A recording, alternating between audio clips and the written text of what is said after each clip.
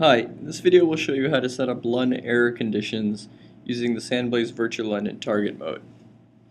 First, click on the LUN you want to inject the errors on in the left-hand menu. Then on the right side, look for the LUN error conditions tab. Once you click that, you're presented with the error conditions page. This page allows you to set various error conditions on this particular LUN. So there are things like busy, returning queue fulls, data underruns, overruns, corruption, check conditions, etc. For each one of these errors, there's a few fields that you can set that contain variables that affect the error you're going to inject. First one is the count. The count is how many errors you want to send at a given time. So for example, if I had set this to 5, the next 5 commands that are going to come in will get responded to with busy status. Once the 5 are done, the errors will clear and the LUN will behave normally again. If you want to make a repeating error, you can set the IOs between value to a certain number of IOs you want to wait in between the error states. So if I set it to 100 here, you can wait 100 IOs, then do 5 bad ones, wait 100 IOs, etc. until you hit the stop button. So those will just run forever. You can also put a time value in here. If you add ms after the value for milliseconds, it'll wait a time period between the error conditions. The last three options here allow you to more closely configure the error that you're going to inject.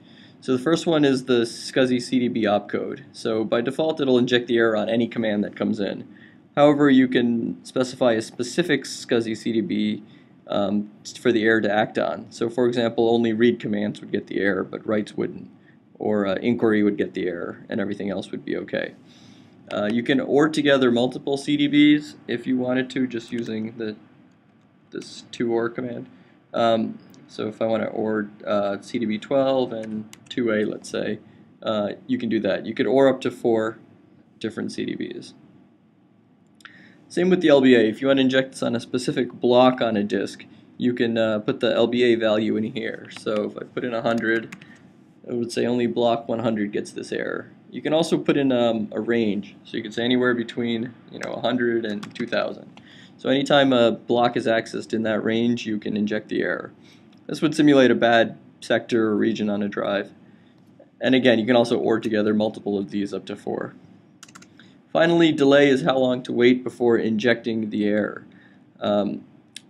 This is in milliseconds as well. So if I put in 2000 here, let's say the IOs will come in, it'll wait 2 seconds before the busy is returned back to the host, instead of immediately as it would by default. So you can set these for all these different conditions here. Check conditions, you can fill in whatever type of check condition key you want, and the ACQ value from the spec. You can also precede a list of blocks that would be put into a bad block table. So if any of these blocks were accessed by the host, they would get responded to with the bad block check condition, and then the host can remap the or reassign the block to a good block. As with the LUN configuration options, you can set scope on these errors, so you could apply an error to multiple LUNs on a system. So you could say, all LUNs, all targets, all ports apply. Once errors are running, it would tell you how many are currently pending in this right-hand column for each error you would set. And then finally, if you want to clear all the errors, you can use one of the buttons at the bottom here to clear errors on this LUN or on this target or the entire system.